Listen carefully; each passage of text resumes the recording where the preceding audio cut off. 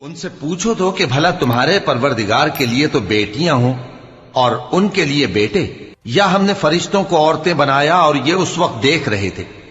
دیکھو، یہ اپنی جھوٹ بنائی ہوئی بات کہتے ہیں کہ اللہ کی اولاد ہے، حالانکہ یہ جھوٹے ہیں۔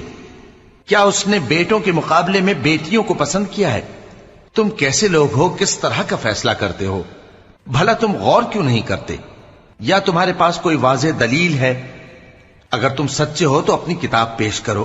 اور انہوں نے اللہ میں اور جنوں میں رشتہ ٹھہرا لیا، حالانکہ جنات جانتے ہیں کہ وہ اللہ کے سامنے حاضر کیے جائیں گے۔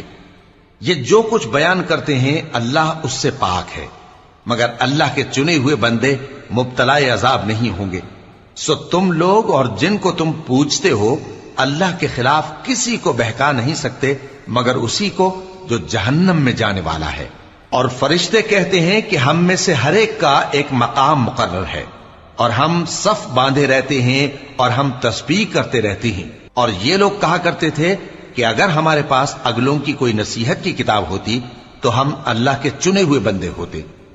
پھر اس سے کفر کرتے رہے، سو ان قریب ان کو اس کا نتیجہ معلوم ہو جائے گا۔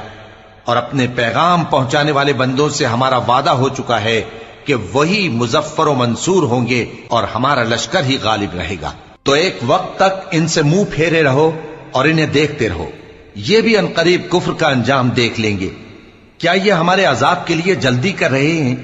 مگر جب وہ ان کے آنگن میں آ اترے گا تو جن کو ڈر سنایا گیا تھا ان کے لیے برا دن ہوگا، اور ایک وقت تک ان سے منہ پھیرے رہو اور دیکھتے رہو، یہ بھی ان قریب نتیجہ دیکھ لیں گے۔ یہ جو کچھ بیان کرتے ہیں تمہارا پروردگار جو صاحب عزت ہے اس سے پاک ہے، اور پیغمبروں پر سلام اور سب طرح کی تعریف اللہ رب العالمین کے لیے۔